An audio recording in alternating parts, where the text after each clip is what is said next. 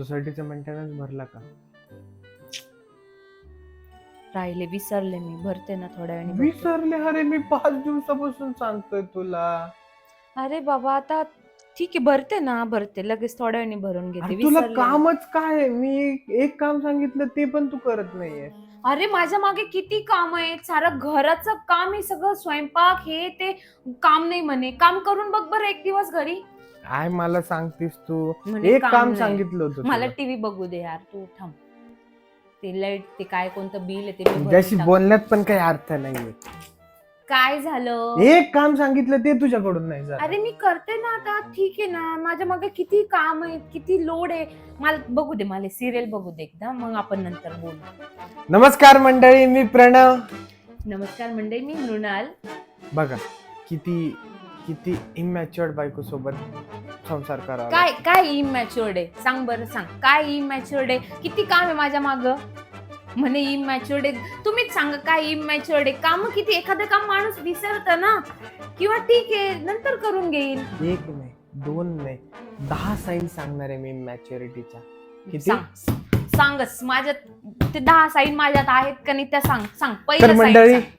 ह्या व्हिडिओमध्ये आपण बघणार आहोत 10 साइन्स ऑफ इमॅच्युरिटी.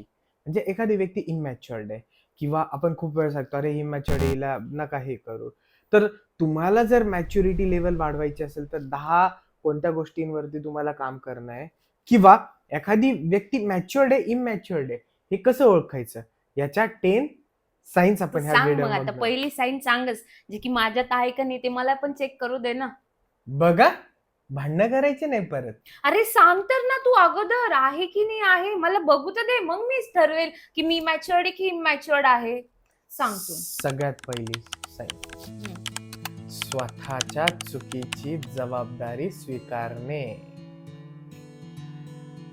मी सांगितलं ना तुला, मी ठीक आहे मी करते नंतर, राहून गेलं किंवा माझ्या मागे खूप कामं आहेत, मी स्वीकारली ना जबाबदारी. जो व्यक्ती झालेल्या चुकांबद्दल कारण सांगतो, किंवा जो व्यक्ती सदानकदा हा ठीक आहे करून घेता येईल, त्याला काय गोष्टी चुका ग्रांटेडली घेतो, तो व्यक्ती इमॅच्युअर्ड असतो. मग बरोबर. तुला काय म्हणायचंय? मला काय म्हणायचं नाही, तुम्ही आता बघितलं. माझं काय म्हणणं आहे, मी चूक मान्य केली, ठीक आहे राहून गेले, मी नंतर करते किंवा पण- मी विसरले. नुसतं चूक मान्य करणं म्हणजे मी विसरले राहून गेलं नाही, त्याला इमिडिएटली चूक स्वीकारणं. सॉरी यार, माझ्याकडून हे चुकलं, मी तुम्हाला इमिडिएटली रिपेअर करून देतो. हा मला टीव्ही बघू दे, मी नंतर करते. बरं सॉरी, माझं चुकलं, माझ्या लक्षात नाही राहिलं, मी सॉरी म्हणते. बरं हा ठीक आहे, हा पॉइंट आपण ठीक आहे सोडून देऊ. आता नेक्स्ट काय? सोडून देऊ नाही, गृहीत धरू. ठीक आहे आपण गृहीत धरू. तर सांग आता नेक्स्ट काय आहे? नेक्स्ट दुसरा- कोणता पॉइंट आहे दुसरा जो की point माझ्यात नाहीये तो? दुसरा पॉइंट सांगू महत्वाचा आहे, इथंच वाद होणार. सांग तर, तू सांग यार अगोदर, तू सांग मग मी बघते ना. भावनांवरती नियंत्रण ठेवणे. कायच बोलायचं मंडळी आता, न बोललेलंच बरे. भावनांवरती नियंत्रण ठेवायला हवंय, नाहीतर परत इथे लगेच येईल बघ बघ भावनांवरती नियंत्रण आहे का तुझ्या. तो व्यक्ती इमॅच्युअर्ड असतो. छोट्या छोट्या गोष्टीवरून त्याला राग येतो, छोट्या छोट्या गोष्टीवरून आकाश पाताळ एक करतो. ही गोष्ट त्या टोकाला कशी न्यायची ही इमॅच्युअर्ड व्यक्तीकडनं शिकायचं. जे मॅच्युअर्ड माणसं असतात, शांत असतात, स्तब्ध असतात, ते लवकर एक्साइटेडही होत नाही, ते लवकर चिडतही नाही, व असं कोणतीच React होत गोष्ट नाही कोणत्याच गोष्टीवरती. जेणेकरून संबंध खराब होतील, किंवा मोस्टली काय होतं ना, काहीतरी रागाच्या भरात शब्द निघतात, संबंध खराब होतात, नवरा बायकोंचे संबंध खराब होतात. कोणतंही रिलेशन असो, ज्या ठिकाणी भावनांवरती कंट्रोल नसतो तिथे भांडणं होतात, वाद होतात, ते रिलेशन खराब होतं. याचा अर्थ असा नाही, जिथं गरज असेल तिथं तुम्हाला रागवावेही लागतं, जिथं गरज असते तिथं प्रेमही लावावं लागतं. साम दाम दंडभेद हे सगळं असतात, पण जिथं गरज आहे तिथं तुम्ही त्या गोष्टी अवलंबवा. तिसरा मुद्दा, तिसरा मीच सांगते ना तुला, काय काय पाहिजे, कोणता तिसरा साईन कोणता आहे? दुसऱ्यांच्या मतांचा आदर करणे. सांग आता तू. तू साधं माझा कोणत्या गोष्टीचा माझ्या मतांचा आदर सुद्धा करत नाही. अरे मी साधी टीव्ही बघत होते, समजून घे ना. ठीक आहे काम केलेलं आहे, दमली असेल, मी सांगतेय माझ्या मताचा पण आदर कर, रिस्पेक्ट कर. तुझ्या मताचा जर मी आदर केला नसता तर आपला प्रपंच संसार इथपर्यंत आला नसता. बरोबर आहे, चुकीचं आहे? बरोबर आहे, ते पण बरोबर आहे म्हणा. मताचा आदर करणे म्हणजे समोरच्या व्यक्तीची प्रत्येक गोष्ट पोटात घालून घेणे नव्हे. दुसऱ्याच्या मताचा आदर करणे म्हणजे समोरचा काय सांगतोय, का बरं सांगतोय, कशासाठी सांगतो हे शांततेत ऐकून घेणे. बऱ्याचदा काय होतं, एखादी व्यक्ती चांगली गोष्ट येऊन सांगत असतो, तुम्ही तुमच्या ॲटिट्यूडमध्ये असता, तुम्ही तुमच्या इगोमध्ये असता, तुम्ही तुमच्या तोऱ्यात असता. एक्झॅक्टली. चल, मला याची गरज नाही, हा कोण मला येऊन सांगतोय, हा कोण मला शिकवणारा. पण कधी कधी काय होतं, एखादा लहान व्यक्ती असो, छोटा व्यक्ती म्हणजे छोटा मुलगा जरी असो, मुलगी जरी असो, तो पण एखादी गोष्ट सांगतोय तर त्याच्या मताचा पण आदर केला पाहिजे, कारण तो काहीतरी सांगतोय, त्याच्याकडनं पण आपण शिकवू शकतो काहीतरी. बरोबर आहे, छोटातले छोटी गोष्ट सुद्धा तुम्हाला शिकवून जाते. मुख्य जनावरांकडनं पण बऱ्याचशा गोष्टी आपल्याला शिकायला भेटतात. म्हणून दुसऱ्यांच्या मतांचा आदर केला पाहिजे, खूप महत्वाचा साईन आहे हा. तर चौथा sign, long term goal, long vision असणारे. बरोबर आहे, जे की छोट गोल नाही पाहिजे माणसाचे, थोडंसं लॉंग विजन पाहिजे. मराठीमध्ये म्हण आहे, पायाजवळ पाहू नका, दूरदृष्टी ठेवा. कोणत्याही कार्यक्रमाची सुरुवात जर होत असेल, जर एखादा एखादा काहीतरी कर्तृत्ववान किंवा खूप जास्त काही अचीव्ह केलेला माणूस असेल, त्याला पुरस्कार असेल किंवा कोणत्याही कार्यक्रमात त्याचं जर इंट्रोडक्शन देत असतील, तर ह्या शब्दाचा प्रयोग होतो, तो म्हणजे दूरदृष्टी असणारा व्यक्तिमत्व. हे प्रत्येक वेळेस होतं, जो माणूस सक्सेस असतो तिथे भाषण असो किंवा कोणीतरी बोलणारा असेल अगोदर, तर तो इंट्रोडक्शन देताना सांगतो की दूरदृष्टी होती यांची. इव्हन जर तुम्ही मोठ्या मोठ्या कंपनीज जर बघितल्या, त्यांचे फाउंडर, CEO यांच्या जर भाषणांमध्ये काय बोलायचं असेल तर युजली बोललं जातं, सरांची खूप लॉंग विजन होतं, दूरदृष्टी होती. दूरदृष्टी म्हणजे काय, त्यांच्या डोळ्याला चष्मा नव्हता आणि ते लांबचं बघायचं, अशातला भाग होता काय? आपल्या महाराष्ट्राचं आराध्य दैवत छत्रपती शिवाजी महाराजांना इनिशियल स्टेजमध्ये सरदारकी ऑफर केलेली होती. त्यांनी जर तात्पुरतं सोय बघून सरदारकी घेऊन जर ते शांत बसले असते किंवा त्याच्यात जर त्यांनी सुख मानलं असतं, पायाजवळच पाहिलं असतं तर हिंदवी आजचं पाहिलं असतं स्वराज्याचं स्वप्न पूर्ण झालं असतं का? एक नंबर एक्झाम्पल आहे, एकदम करेक्ट उदाहरण आहे. हिंदवी स्वराज्याचं स्वप्न पूर्ण नसतं झालं, हिंदवी स्वराज्य उभं नसतं राहिलं व ह्या भारतात एक काळ असा होता की ऑलमोस्ट सगळ्या भारतावरती मराठ्यांचं राज्य होतं. बरोबर आहे, आणि हे विजन फक्त एका माणसाचं होतं. म्हणून किती महत्वाचे दूरदृष्टी असणं, लॉंग विजन असणं. हे फक्त मॅच्युरिटीसाठी नाही तर लीडरशिपसाठी सुद्धा खूप गरजेचं आहे. याच्यावरती आपण एक सेपरेट व्हिडिओ नक्कीच घेऊन येणार आहोत, लीडरशिप कशी, स्किल्स काय करायचे. पण इवन मॅच्युअर्ड माणसाकडं, जो मॅच्युअर्ड आहे त्याच्याकडं लॉंग टर्म विजन असतं, 5 वर्षाचं, 10 वर्षाचं. मी अजून एक थोडंसं ह्या विषयाला थोडंसं जास्त एक्सप्लेन करू इच्छितो. युजली काय असतं ना, नवीन जॉब्स बघतात आपण, HR फील्डमध्ये असल्यामुळं आम्हाला ह्या गोष्टी आम्ही जास्त फेस केलेल्या आहेत. युजली आपल्याकडे जे फ्रेशर्स येतात, ते फ्रेशर्स म्हणा किंवा 1 वर्ष 2 वर्षाचा एक्सपिरियन्स वाले आत्ताच्या पॅकेजवरती जास्त भर देतात. अभी मेरे को कितना मिल रहा है. पण त्याचबरोबर काही लोक आम्ही असे पण पाहिलेले आहेत, ते पॅकेजपेक्षा जास्त कंपनीच्या पोटेन्शियलवरती, त्यांच्या रोल्स अँड रिस्पॉन्सिबिलिटीजवरती जास्त फोकस करतात. म्हणजेच ही कंपनी किती पुढे जाऊ शकते, ही कंपनी किती ग्रोथ करू शकते, त्या कंपनी बरोबर त्याची किती ग्रोथ होईल, त्याला किती एक्सपोजर भेटेल, तो किती एक्सपांड करू शकतो, किती नॉलेज तो ग्रास्प करू शकतो, गेन करू शकतो आणि कोणत्या कोणत्या आस्पेक्टमध्ये त्याला काम करायला भेटेल, हे जर त्यांनी बघितलं over the period of time, त्याच्याकडे इतक्या स्किल्स येतात ना की तो आता MNC कंपनीमध्ये बॅक ऑफिसचं वर्क करणाऱ्याला सुद्धा हँडसम सॅलरी ऑफर केली जाते. तिथं काय एक्सपोजर भेटणार आहे? इव्हन तुम्ही चांगल्या पोझिशनला जरी काम केलं तरी तुम्हाला एका प्रोसेसमध्ये, मी असं नाव नाही ठेवत आहे, आय एम सॉरी, मी कोणत्या MNC कंपनी किंवा कोणत्या प्रोसेसला नाव नाही ठेवत आहे, तिथं सुद्धा जाऊन लोक एक्सप्लोर करतात, ती प्रोसेस सेट करणारे पण लोकच असतात. तिथे पण R&D चालूच असते, तिथे पण डेव्हलपमेंट कंटिन्यू चालूच असते. पण मोस्टली कोणत्याही कंपनीत लोक मेंढीसारखं चालणं प्रेफर करतात. बरोबर. त्यांच्याकडं लॉंग टर्म गोल नसतं. सो वळूयात आपल्या 5व्या साईनकडे. तर 5वा मॅच्युरिटीचा साईन कोणता आहे, की इतरांना मदत करण्याची इच्छा पाहिजे, इतरांना मदत केली पाहिजे. काय म्हणणं आहे याच्यावरती? तो गुण तुझ्याकडे खूप जास्त चांगला आहे. कसा? तुझी मला आनंद झाला असं ऐकून. कायम तुझ्याकडे मदतीची भावना असते. कायम तू मदत करण्यासाठी तत्पर असते. हा, याच्यात अजून एक गोष्ट आहे. मी थोडस काय म्हणतात ते टीप आधी देतो, की कधी कधी मदत करताना आपणच फसल्यात जाऊ नये याची काळजी घ्या.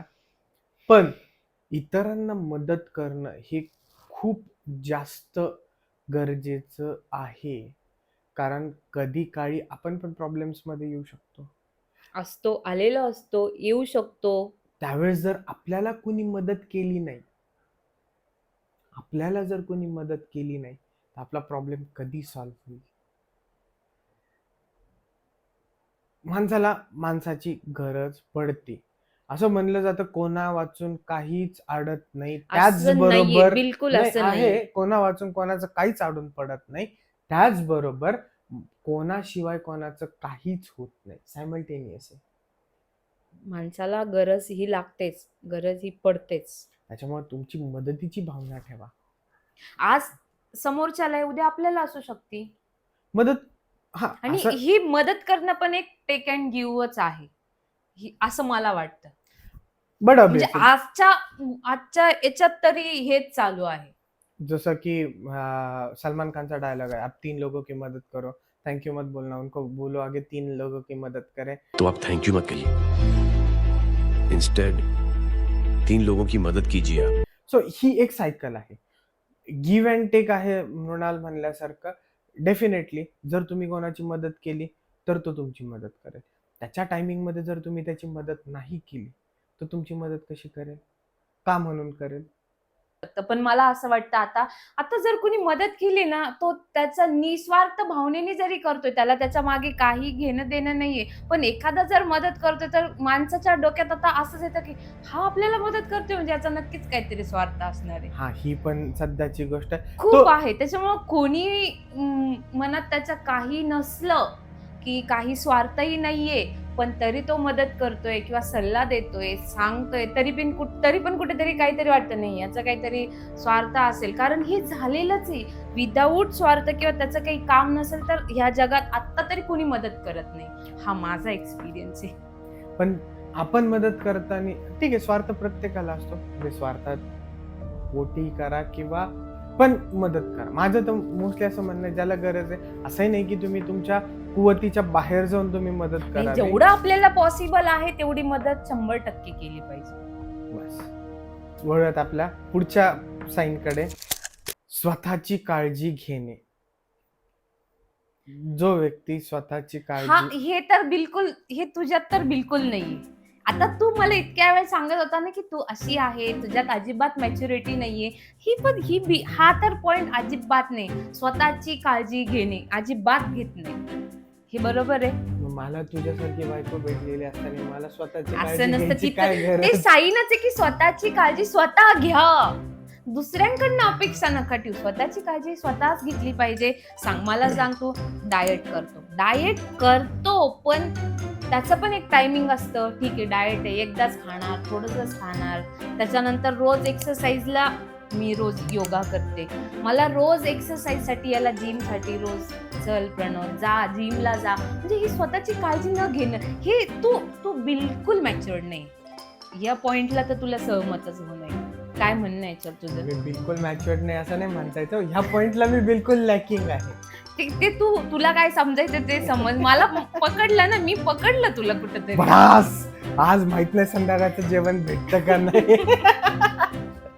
जो व्यक्ती मॅच्युअर्ड असतो तो व्यक्ती युजली स्वतःची काळजी स्वतः घेतो. म्हणजे क्लिनलीनेस, स्वतःचा हायजीन, खाणं पिणं, इवन औषध गोळ्या. खूप लोक आजारी पडल्यानंतर सुद्धा हा ठीक आहे ना, बघता येईल. मग 4-5 दिवसानंतर मेडिकलमधून गोळ्या आणणार, त्याच्यावर 2-3 दिवस काढणार. त्याच्यानंतर मग बरं नाही वाटलं तर हॉस्पिटलमध्ये जाणार. जो व्यक्ती मॅच्युअर्ड, मी तुम्हाला एक्झाम्पल देतो. मॅच्युअर्ड व्यक्ती मी खूप पाहिलेले. आमच्याकडे भरपूर केसेस येतात. सिक लीव्हज याच्या त्याच्या त्याच्यावर. जो व्यक्ती मॅच्युअर्ड आहे किंवा जो रिस्पॉन्सिबल आहे, तो व्यक्ती आजारी पडतो. आजारी पडल्यानंतर सुट्टी घेतो, इमिडिएटली हॉस्पिटलमध्ये जातो. इंजेक्शन घ्यायचं, गोळ्या औषधं घ्यायचे, डॉक्टरला कन्सल्ट करून इनिशियल स्टेजमध्ये तो आजार बरा करतो, लवकर स्वतःला क्युअर करतो आणि पटकन त्याच्या उद्योगधंद्याला कामाला लागतो. बरोबर आहे. मॅच्युरिटी ही काही, इट्स अ थॉट प्रोसेस. तुम्ही गोष्टींना कसं बघता, कसं टॅकल करता आणि तुमच्या रिस्पॉन्सिबिलिटीज तुम्ही कशा उचलता, दॅट इज मॅच्युरिटी. राईट? बरोबर आहे. सो सो मग आता उद्यापासून प्रॉपर जिम आणि डाएट होणार आपल्याकडे. मी बघू कामात आपण. वळूया आपल्या पुढच्या मुद्द्याकडे. 7वा म्हणजे परिस्थितीनुसार अनुकूल राहणे. परिस्थितीनुसार अनुकूल राहणे म्हणजे तुम्ही फ्लेक्झिबिलिटी वाढवणे. फ्लेक्झिबिलिटी वाढवणे म्हणजे लगेच योगाचा क्लास जॉईन करा आणि कणा लवचिक करा, अशातला भाग नाही. ते पण इम्पॉर्टंट आहे. ते पण इम्पॉर्टंट आहे. पण फ्लेक्झिबल राहणे म्हणजे नवीन नवीन स्किल्स अपडेट करणे, नवीन नवीन वातावरणात जाऊन तुम्हाला सेट होता आलं पाहिजे. आता खूप सारे एक्झाम्पल्स आपण घेऊयात. तुम्हाला ऑपॉर्च्युनिटीसाठी जॉब बदलावा लागतात. खूप लोकांना सिटीज बदलावं लागतात. नवीन सिटीमध्ये जाऊन लोक लवकर अडॅप्ट होत नाही, तिथल्या वातावरणाशी सेट होत नाही, मग रडत बसतात, मग ऑपॉर्च्युनिटीज निघून जातात. खूप लोक देशाबाहेर जाऊन सुद्धा प्रगती करतात.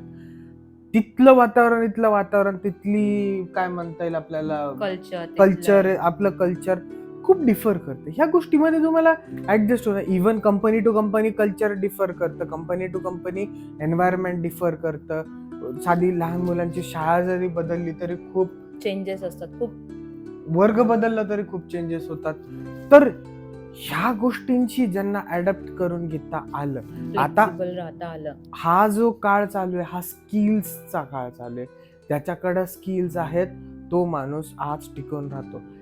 तुम्ही जर IT मध्ये गेलात तर तिथे लोकांना रोज नवीन काहीतरी शिकावं लागतं. प्रत्येक सेक्टर मध्ये तसंच आहे. तसंच प्रत्येक सेक्टरमध्ये आता नवीन नवीन गोष्टी येतात, नवीन नवीन टेक्नॉलॉजी येते. त्या टेक्नॉलॉजी सोबत तुम्हाला अपग्रेड व्हावं लागणार आहे. त्या टेक्नॉलॉजी सोबत स्वतःची तुमची स्किल्स तुम्हाला डेव्हलप करत राहावं लागणार आहे. टेक्नॉलॉजीमुळे एवढ्या गोष्टी सोप्या होत चालल्यात की 4 माणसाचं काम 1 माणूस करतोय. मग तो 1 माणूस तुम्ही झाले पाहिजेत. एवढं फ्लेक्झिबल झालं पाहिजे. एवढी मॅच्युरिटी तुमच्यात आली पाहिजे. बरोबर आहे. So this is everything about flexibility.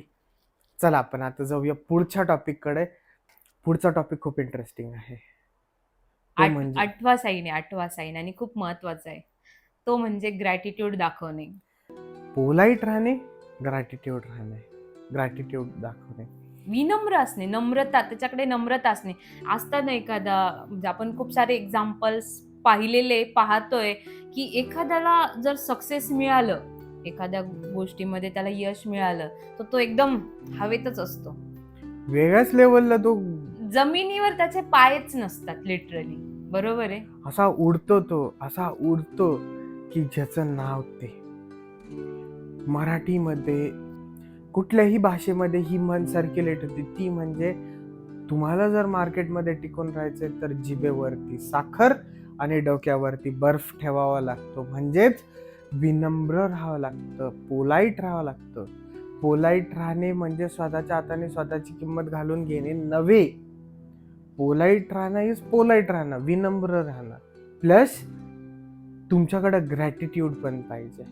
ज्या गोष्टी तुम्हाला भेटल्या, ज्यांच्यामुळं भेटल्या, ज्याच्या गोष्टीमुळं तुमच्याकडे सगळ्या गोष्टी आहेत, त्याला थँकफुल करणे. असं म्हणतात ना, म्हणजे खूप जण ते फॉलो पण करतात की खूप जणांचे आपण लेक्चर्स ऐकतो त्यावेळेस पण म्हणतात की ऍटलिस्ट झोपताना ग्रॅटिट्यूड म्हणजे एक नम्रता दाखवली पाहिजे की बाबा माझा देवा, माझा हा आजचा दिवस खूप छान गेला, मला दिवस दाखवल्याबद्दल थँक्यू, उद्याच्या दिवसासाठी मी. That is law of attraction. तुम्ही जर ग्रॅटिट्यूड ह्या युनिव्हर्समध्ये पाठवला, त्या पद्धतीने तुम्हाला रिटर्न फळ येणार आहे. तर हा एक मोठा व्हास्ट टॉपिक आहे, खूप मोठा टॉपिक आहे, त्याच्यावर आपण नक्कीच गप्पा मारू आणि खूप इंटरेस्टिंग टॉपिक आहे तो. तर तुम्ही जे देताल ते तुम्हाला रिटर्न भेटेल. तुम्ही जर ग्रॅटिट्यूड दिलं तर तुम्हाला ग्रॅटिट्यूडच्या फॉर्ममध्ये, पॉझिटिव्हच्या फॉर्ममध्ये गोष्टी भेटतील. तुम्ही जर पोलाईट राहिले तर रिस्पेक्टचं सुद्धा. आता जर लोकांच्या डोक्यात यश घुसलं, दुसऱ्यांचा ते आदर नाही वारं करत. असतं ते वारं. वारं घुसल्यानंतर दुसऱ्याचा अनादर करायचा, लोकांना कमी लेखायचं. ए तू क्या आहे रे, मैं कुछ भी मैं कर मैं कुछ सकता भी हूँ. कर सकता हूं. मी तुला विकत घेऊन टाकेल, हे करेल ते करेल, असं डोक्यात त्यांच्या वारं घुसतं यश आल्यानंतर. पण जमिनीवरती राहिलं पाहिजे. रिस्पेक्टचा प- एक फॉर्म्युला आहे. तुम्हाला रिस्पेक्टचा फॉर्म्युला माहिती आहे तुम्हाला? Give respect, take respect. तुम्ही लोकांना रिस्पेक्ट द्याल तर तुम्हाला लोक रिस्पेक्ट देतील. तुम्ही जर कोणाला रिस्पेक्ट नाही देणार तर कोणी तुम्हाला रिस्पेक्ट देणार? बरोबर आहे. ह्या पॉइंटवरती बोलावं तितकं कमी आणि ऐकावं तितकं नवल आहे. त्याच्यामुळे आपण जाऊयात पुढच्या मुद्द्यावरती. तो म्हणजे निर्णय घेण्याची क्षमता. आता हा आता पण खूप महत्वाचा आहे, हा साईन खूप महत्वाचा आहे मॅच्युरिटीचा. निर्णय घेण्याची क्षमता पाहिजे माणसामध्ये. हा सगळ्यात बेसिक आहे म्हणून शेवटी घेतला. कारण शेवटचे जे 2 सायन्स आहेत हे तुमच्या मॅच्युरिटीसाठी लागणारे सायन्स आहेत. ज्याला निर्णय घेता येत नाही, जो कन्फ्यूज असतो. आमचे मित्र आहेत राहुल सर, ते इतके चिडतात. एखादा माणूस जर कन्फ्यूज असला ते इतके चिडतात. आम्हाला कौतुक वाटतं, अरे सर शांत व्हा, तुम्ही एवढे का बाबा कन्फ्यूज असतात, नुसतं निर्णय नाही घेऊ शकत. साधा निर्णय घेता येत नाही, कुठे जायचं असेल किंवा काही गोष्टी करायच्या असेल तरी साधा निर्णय द्यायचा आहे. अरे तो निर्णय घेता येत नाही यांना, काय यांच्यात काय कॅपॅसिटी आहे. आम्ही त्यांना हसायचो, लिटरली हसायचो की सर काय तुम्ही छोट्या छोट्या गोष्टींवर एवढं हे करता. अरे बाबा, त्यांचं वाक्य, अरे बाबा यांना साधा निर्णय घेता येत नाही, काय काम करणार आहे.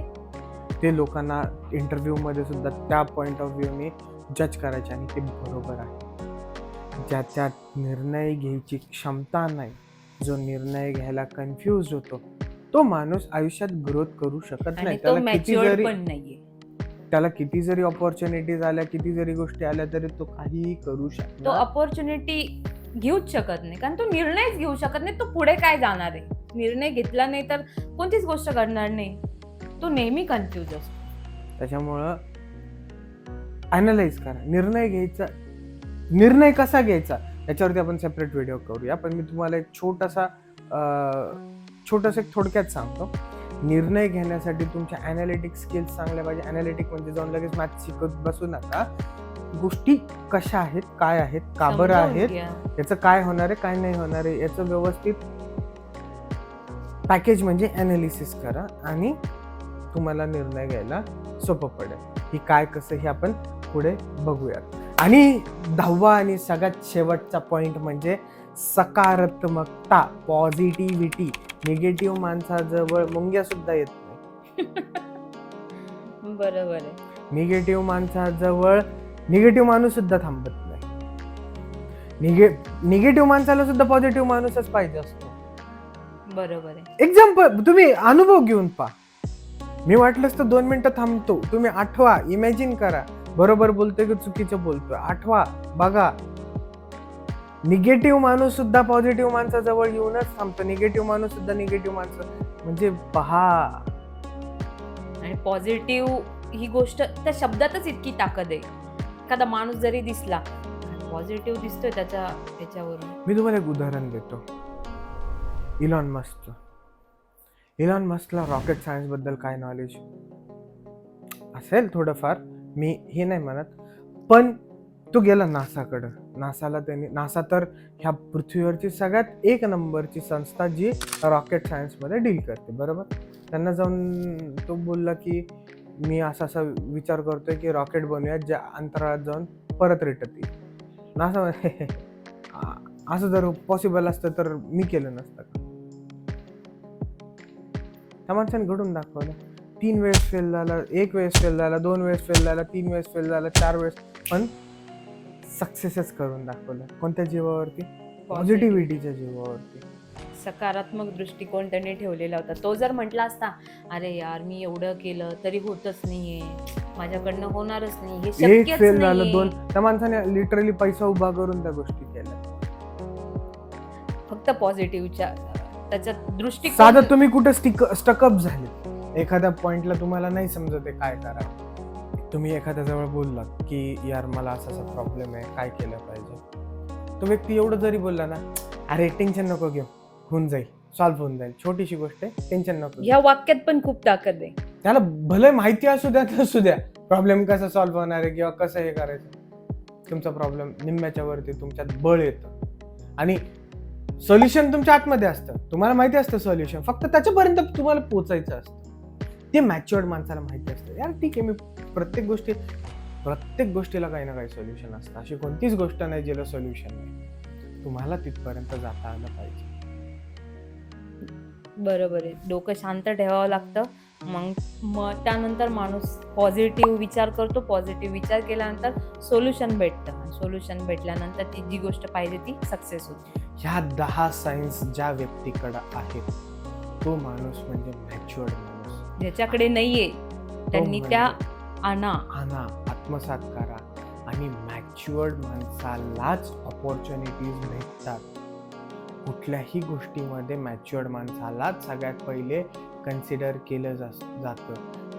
जो माणूस जबाबदाऱ्या उचलतो, ज्या माणसावरती जबाबदाऱ्या दिल्या जातात, तोच माणूस पुढं जाऊन काहीतरी करण्याची कॅपॅबिलिटी ठेवतो. जो जबाबदाऱ्या उचलत नाही, ज्याला जबाबदाऱ्या उचलून काही करायचं नाही, तो माणूस काहीही करू शकत नाही. आपणच किती आपल्याकडे जे कॅन्डिडेट्स येतात, आपण इंटरव्ह्यू घेताच आपल्याला लक्षात येतं की हा कम्युनिकेशन चांगलं आहे याचं, पण बिलकुल मॅच्युरिटी नाही, म्हणजे तिथंच आपण रिजेक्ट करतो. आमच्या आजीची एक म्हण होती, गावठी म्हण होती, मी एकदम गावठी भाषेत तुम्हाला सांगतो, जन्माला आला हेला ओझवाऊन मेला. इमॅच्युअर्ड लोकांचं हे होतं. भले तुमच्याकडे बुद्धिमत्ता असेल, भले तुमच्याकडे कॅपेबिलिटीज असतील, भले तुमच्याकडं सगळ्या गोष्टी असतील अनुकूल, तुम्ही जर मॅच्युरिटी नाही ठेवली, तुम्हाला कोणीही कोणीच एंटरटेन करणार नाही. मोजणारच नाही. एंटरटेन खूप लांबची गोष्ट आहे. तर चला मंडळी, आमचे 2 शब्द इथंच संपवतो. व्हिडिओ कसा वाटला नक्की कमेंटमध्ये सांगा. तुम्हाला काय काय आवडलं, काय काय तुम्हाला फायदेशीर वाटलं हे व्हिडिओ कॅप्शनमध्ये सांगा. नवीन कोणत्या टॉपिकवरती तुम्हाला अजून व्हिडिओज पाहिजे ते पण सांगा. आम्ही त्याच्यावरती चांगल्या गोष्टी रिसर्च वगैरे करून डेफिनेटली तुमच्यासाठी घेऊन येऊ, हे आमचा तुम्हाला शब्द आहे. आणि स्वतःला पण प्रश्न विचार का आपल्या ह्या 10 पॉईंटमध्ये आपण कोणत्या पॉईंटमध्ये आपण बसतोय नाही बसतोय ते पण तुम्ही अॅनलाइज करा. मी तुम्हाला एक होमवर्क देतो, एक स्वतःला टास्क देतो. 10 पॉईंट्स आहेत, 10 मुद्दे महत्त्वाचे, बेसिक आहे. याच्या पलीकडे जाऊन खूप आहेत, पण मला नाही वाटत त्या बेसिक काही गरजेचे असतील. ह्या 10च्या स्केलमध्ये तुम्ही लिहा की हा मुद्दा नंबर 1 याच्यात मी ओके आहे का नाही टिक करा. मुद्दा नंबर 2 मी ओके आहे का नाही टिक करा. अशा मुद्द्यांना टिक करत चाला. ज्याच्यात तुम्ही ओके नाही त्याच्यात फुली मारा आणि तुमचे टिक काउंट करा. मुद्दा 1 टिक, मुद्दा 2 टिक, ज्याच्यात तुम्ही बरोबर आहे. जेवढे असतील तुम्हाला 10 पैकी तितके मार्क्स. आणि जे नसतील, जिथे तुम्ही वीक आहात, तर त्याला तुम्ही डेव्हलप करा. जिथे तुम्ही वीक असतात त्याला तुम्ही डेव्हलप करा. कमेंटमध्ये येऊन सांगा की मला ह्या मुद्दे डेव्हलप करायचे, हे कसे करायचे, त्याच्यावरती पण आपण व्हिडिओ घेऊन येऊयात नक्कीच. प्रत्येक इंडिव्हिज्युअल मुद्द्यांसाठी सुद्धा मी व्हिडिओ बनवू शकतो. फक्त तुम्ही मला सांगा ह्या मुद्द्यावरती व्हिडिओ बनव, मी डेफिनेटली तुमच्यासाठी घेऊन येईन. तर चलो मंडळी, आम्ही तुमची रजा घेतो. अपेक्षित आहे तुम्हाला व्हिडिओ आवडला असेल, तुम्ही लाईकचा पाऊस पडून आम्हाला सांगताल व्हिडिओ आवडला. पण पाऊस पडा, कारण तुमच्या कमेंट्स आमच्यासाठी खूप महत्त्वाच्या असतात. रजा घेतो, वाट बघल नेक्स्ट व्हिडिओमध्ये तुम्हा सगळ्यांना परत भेटण्याची, बोलण्याची. तुम्ही वाट बघा, लवकरच पुढच्या आठवड्यात आपण परत येऊया. थँक्यू.